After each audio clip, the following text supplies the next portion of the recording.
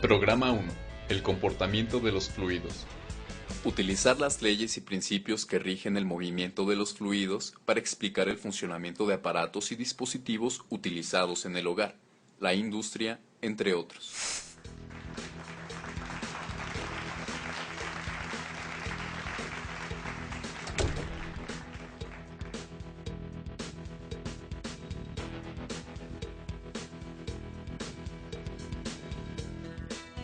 Mary, ¿cuántas preguntas podemos hacernos sobre lo que nos rodea? Así es, Tomás. Por ejemplo, este vaso de agua me lleva a muchas preguntas. Neta, a mí también. ¿Cómo cuáles? ¿Cuáles se te ocurren? Muchas. Y estoy segura que todas tienen una respuesta. Sí, pero ¿cómo cuáles? Desde las más sencillas, como por ejemplo...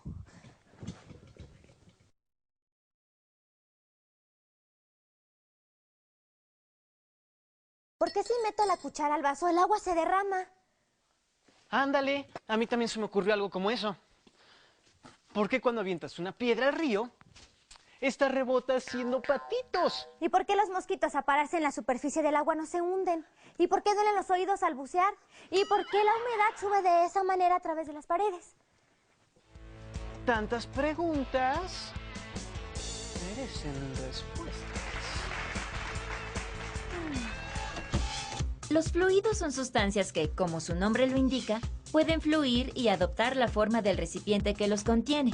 Los líquidos y los gases se consideran fluidos, aunque existen diferencias entre ellos.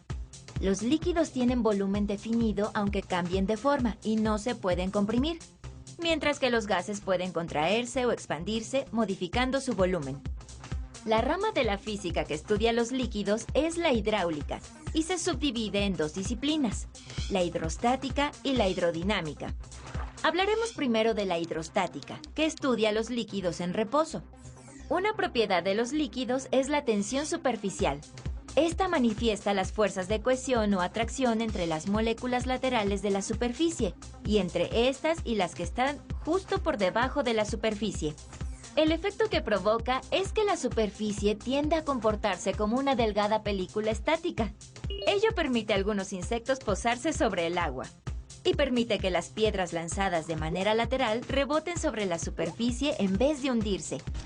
Los fluidos presentan una magnitud denominada presión, que se define como la fuerza que actúa sobre un cuerpo en un área determinada. La presión que ejerce un líquido sobre las paredes de su contenedor es perpendicular a dicha superficie. Todo líquido ejerce una presión sobre el fondo del recipiente que lo contiene, la cual depende de su altura. Es por ello que mientras más profundo nademos, experimentaremos una mayor presión del agua. En el interior de un líquido, la presión se ejerce en todas direcciones, y la presión hacia arriba es igual a la presión hacia abajo. Ello nos lleva a explicarnos el funcionamiento del gato hidráulico. Además de la hidrostática, también se encuentra la hidrodinámica, que es la parte de la física que estudia los fluidos en movimiento. En un fluido en movimiento, las moléculas se desplazan con una velocidad determinada. ¡Tengo una idea! ¿Por qué no buscamos videos en internet de experimentos? Bien.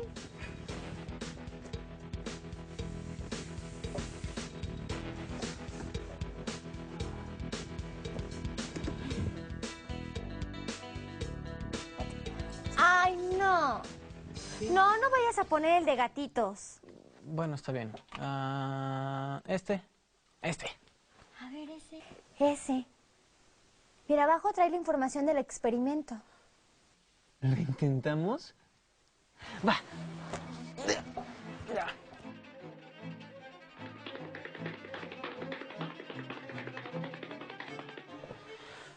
Muy bien. Manos a la obra. Bien, en un recipiente vamos a poner aceite de oliva y en el otro agua. Bueno, está bien. Ahora, vamos a poner en un lado las canoas de plastilina en aceite y del otro lado las vamos a poner en agua. Igual las hojas. Así que ten tu hoja.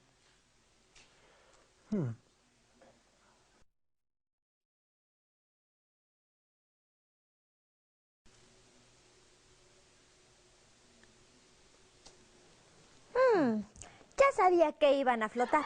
Ah, sí, pues ahora les vamos a poner clips a ver si siguen flotando.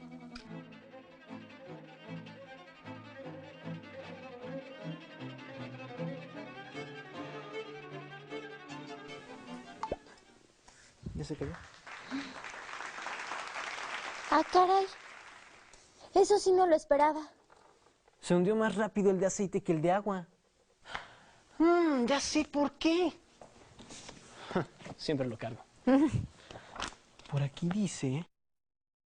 Mira, la tensión superficial se debe a las fuerzas de cohesión molecular que están en función de la densidad o masa específica del líquido y de la temperatura. Es como una capa superficial que impide que los objetos ligeros se sumerjan. Ahora entiendo por qué cuando un clavadista se cae de panzazo, se da un buen golpe.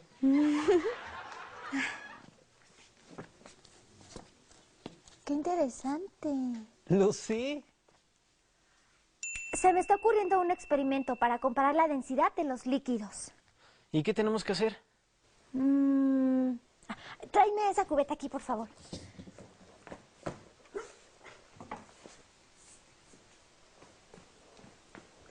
Bien, ahora necesitamos dos cuerpos iguales y del mismo volumen.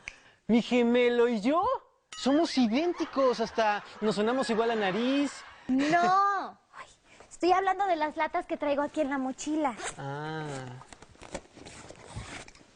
Me gusta esta. No, espérate. No. ¿Por qué? Los dos son de 355 mililitros y vamos a ver cuál es más denso. Pruébalo. Ok. No me gusta nada. Que no, que los metas a la cubeta. Pues dijiste pruébalo. Ay, ¿Así nada más? así nada más. No puede ser. ¡Wow! El principio de Arquímedes sí funciona. Tienes razón. Los cuerpos con menor densidad flotan. Está genial. Otra vez. Una de las anécdotas sobre Arquímedes, un físico, ingeniero, astrónomo e inventor griego que nació en el año 287 antes de nuestra era, cuenta que un rey mandó hacer una corona de oro y le pidió comprobar si la corona estaba hecha solo de este elemento. Arquímedes pensaba todo el tiempo cómo resolver este reto. Cuentan que al meterse en la tina en la que iba a bañarse, notó que el nivel del agua subía. Este simple hecho le causó gran alegría, porque se dio cuenta que podía usar este efecto para establecer el volumen de la corona. Al final, no solo resolvió el problema de la corona, sino que descubrió un método para determinar el volumen de un objeto, sin importar su forma. Ahora hablaremos de Pascal, un físico, matemático y filósofo nacido en Francia en 1623. A los 23 años, durante una convalecencia de su padre después de un accidente, Pascal se hizo un cristiano muy devoto. Desarrolló los algoritmos de la teoría de la probabilidad, una rama de las matemáticas que se sigue utilizando en la actualidad en las ciencias exactas, naturales y sociales. Sin embargo, su contribución científica más importante es el llamado Principio de Pascal, el cual establece que los líquidos transmiten presiones con la misma intensidad en todas direcciones. Por último, hablaremos de Daniel Bernoulli. Nació en Holanda en 1700. Fue médico, físico y matemático. En 1738, Bernoulli encontró la relación fundamental entre presión, altura y velocidad de un fluido ideal, es decir, de un fluido que se desplaza uniformemente, sin rozamiento o viscosidad. El teorema demuestra que estas variables, presión, altura y velocidad, dependen una de la otra. ¡Qué genios! Se adelantaron a su época y sus aportes sí que eran muy interesantes. ¡Guau! ¿Y ahora? Soy Bernoulli. Ajá. Muy bien, Bernoulli. Sus principios o teoremas son de valor universal. Veo que te interesaste mucho con la anécdota de Arquímedes y la corona. Sí, es muy divertida. Ahora ya puedo comparar la densidad de dos anillos de diferente metal. ¿Y qué decir de Pascal? ¡Súper, Pascal! Su fe religiosa no afectó para nada en su interés por la ciencia. Sería bueno ver y revalorar estos genios hoy en día. Mira, ve esto. Es algo igualito, Bernoulli. Muchas máquinas modernas basan su funcionamiento en los principios de Pascal, Arquímedes o Bernoulli, como el gato hidráulico, al que basta con aplicar fuerza en un extremo.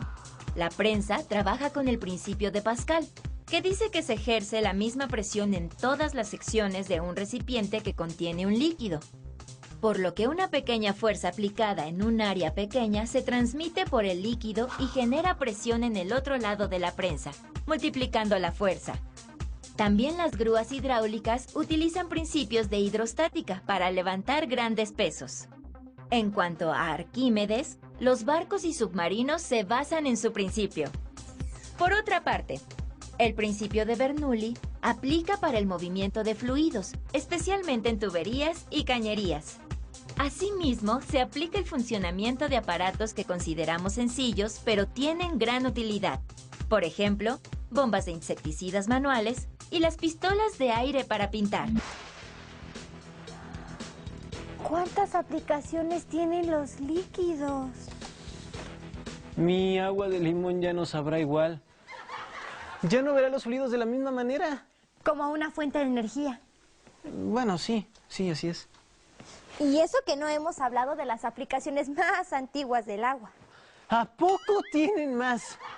Imagínate, al paso de los años, lo que se ha ido agregando en cuanto al uso y comportamiento del agua.